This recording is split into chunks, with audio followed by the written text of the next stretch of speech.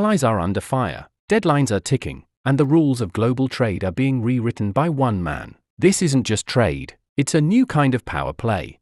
President Donald Trump has set a global deadline. August 1st. Comply or face tariffs as high as 70%. The fallout is bigger than trade. It's trust, power, and the future of America's alliances.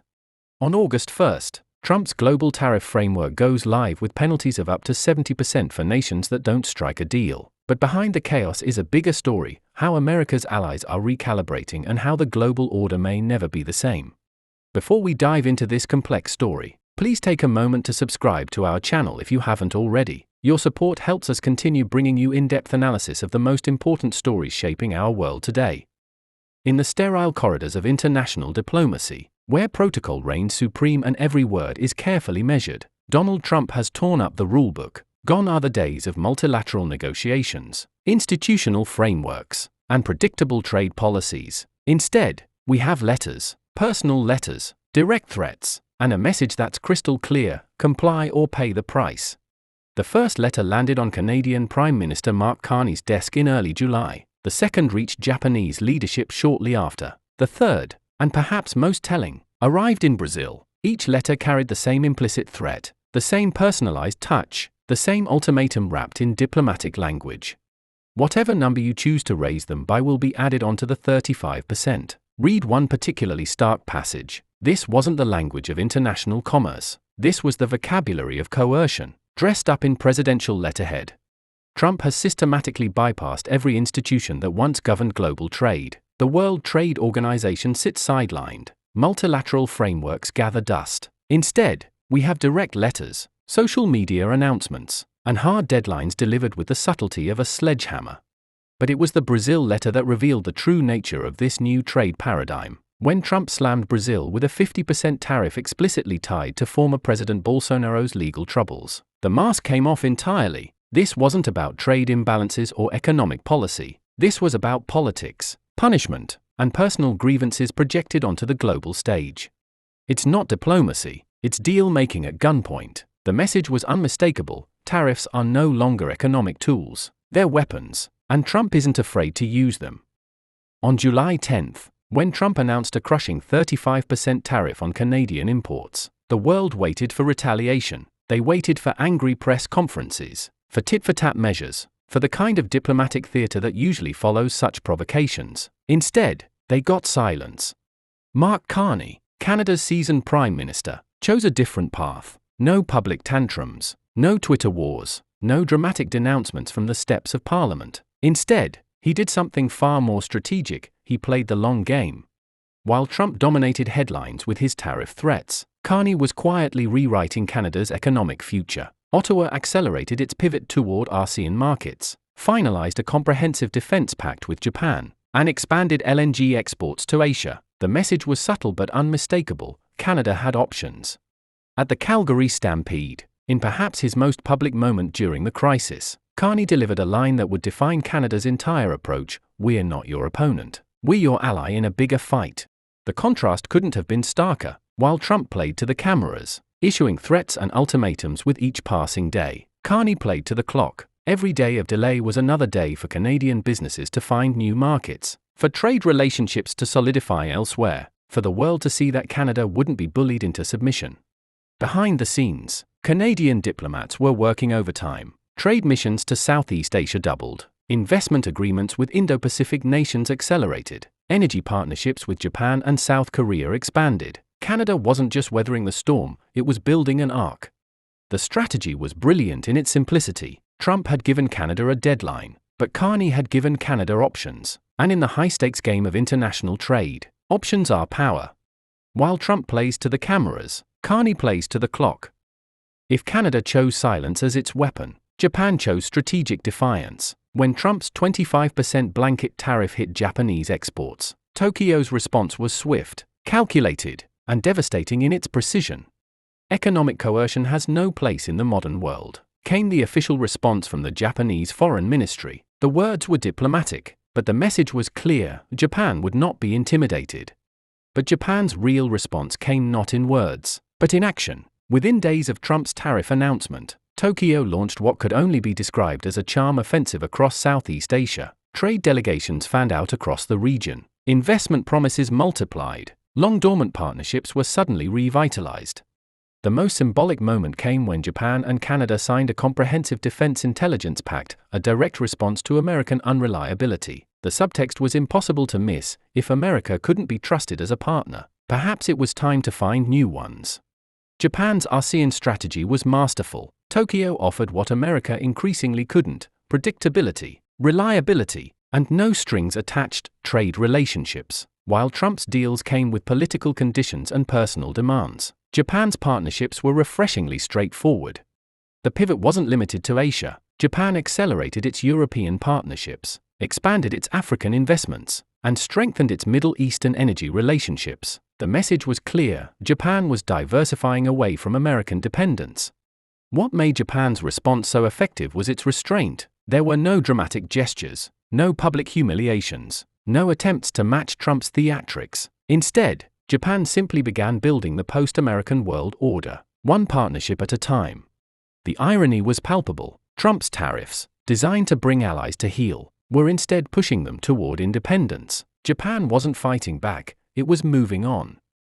If Trump's treatment of Canada and Japan revealed the personal nature of his trade policy, his assault on Brazil exposed its purely political motivations. On July 9, Brazil was hit with the harshest penalties yet, a crushing 50% tariff plus a Section 301 investigation that threatened to cripple Brazilian exports. But this wasn't about trade imbalances or economic disputes. Trump's own social media posts made that clear, with explicit references to what he called the witch hunt against former President Jair Bolsonaro. The message was unmistakable: Brazil was being punished not for its economic policies, but for its political choices. The connection was as transparent as it was unprecedented. Bolsonaro, Trump's ideological ally, was facing legal challenges in Brazil. Trump's response? Weaponize American trade policy to pressure the Brazilian government. It was a stunning example of how personal politics had infected international commerce.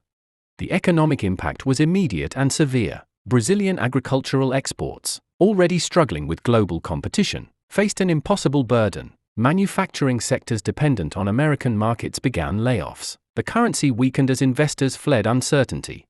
But perhaps most importantly, Brazil's response mirrored those of Canada and Japan. Rather than capitulate to Trump's demands, Brazil accelerated its own diversification efforts. Trade missions to China intensified, European partnerships expanded, South American integration deepened.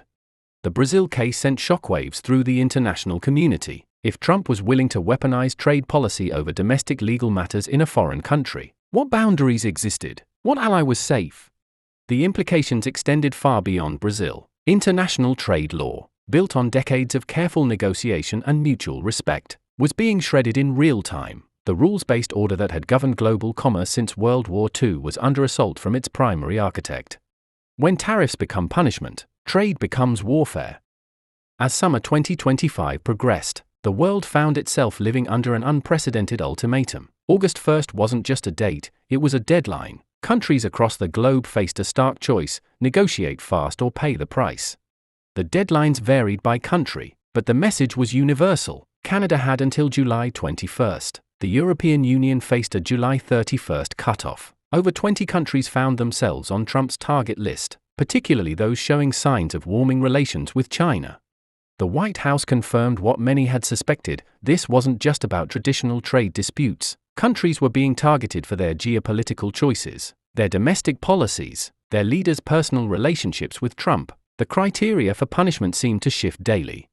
The pressure was relentless and systematic. Each passing day brought new threats, new countries added to the list, new ultimatums delivered with increasing urgency. What Trump had promised as 90 deals in 90 days was becoming 90 days of chaos. Markets reacted with predictable volatility. Currency swings became routine. International trade, dependent on predictability and long-term planning, ground to a halt in many sectors. The global economy held its breath. In diplomatic circles, the response was a mixture of outrage and adaptation. Emergency consultations multiplied. Traditional allies found themselves coordinating responses to American pressure. The irony was stark: Trump's unilateral approach was forcing the world into multilateral resistance. But the most significant response was practical. countries began accelerating their diversification efforts. Trade agreements that had languished for years suddenly gained urgency. Alternative supply chains were mapped and activated. The world was preparing for a post-American trade order. As August 1st approached, the question wasn't whether countries would comply with Trump's demands. The question was whether the global economy could survive the transition to whatever came next. Negotiate fast or pay the price. As Trump's deadlines approached, something remarkable was happening. The world wasn't just responding to American pressure, it was moving beyond it. The Indo-Pacific region, once secondary to transatlantic trade, was becoming the new center of global commerce. In Ottawa, Mark Carney faced his final gambit. With days remaining before Canada's July 21st deadline, he crafted a response that was both defiant and pragmatic. Canada would offer alignment on key American priorities: China containment, border security, labor standards, but without surrendering its economic sovereignty. The strategy was brilliant in its complexity. Trump had set a trap. Delay would be interpreted as weakness, but Carney had turned time into a weapon. Every day of delay had allowed Canada to build alternatives, to strengthen other partnerships, to reduce its dependence on American markets. The global response was becoming coordinated without being centralized. Japan, Canada, Brazil, and the EU weren't working together in any formal sense, but they were all working toward the same goal: reducing their vulnerability to American economic coercion. The numbers told the story. Canadian trade with ASEAN had increased 40% in 6 months. Japanese investment in Southeast Asia had doubled. Brazilian agricultural exports to China had reached record levels. European energy partnerships with non-American suppliers had expanded dramatically. This wasn't anti-American sentiment, it was post-American pragmatism. Countries weren't abandoning the United States out of spite, they were diversifying out of necessity. When your largest trading partner becomes unpredictable, you find new partners. The geopolitical implications were staggering. Alliance structures that had defined the post-World War II order were being questioned, not abandoned, but certainly reconsidered. If America couldn't be trusted as a reliable partner, what did that mean for mutual defense treaties, intelligence sharing, and coordinated responses to global challenges? A new generation of international leaders was emerging, one that had learned to navigate Trump's unpredictability by building redundancy into their strategic planning. They weren't preparing for a world without America, they were preparing for a world where America was just one option among many. As the deadlines approached, the most profound realization was becoming clear. Trump had the microphone, the threats, the immediate leverage, but his opponents had something more valuable: time, patience, and alternatives. This isn't anti-American, it's post-American. Trump has the microphone, Carney has the clock. What we're witnessing is more than a trade fight. It's a fundamental shift in how America relates to the world, and how the world responds when predictability disappears. The global order that America built over 7 decades is being reshaped by its own hand. Trump promised 90 trade deals in 90 days. Instead, he gave the world a reason to look elsewhere. The irony is profound. In attempting to restore American dominance, Trump has accelerated American decline. In trying to make allies dependent, he has made them independent.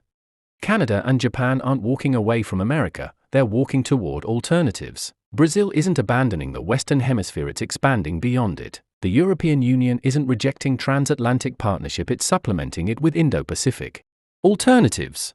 The next generation will inherit a world where American leadership is no longer assumed, where alternatives to American systems are readily available, where the post-American order is not a distant possibility but a present reality. And now, as the August 1st deadline passes, America's allies are asking the hardest question of all: if trust is gone, what's left? The answer may be more than America bargained for. In a post-American moment, quiet strength may be the loudest message of all. When tariffs replace trust, the world doesn't fight back, it moves on.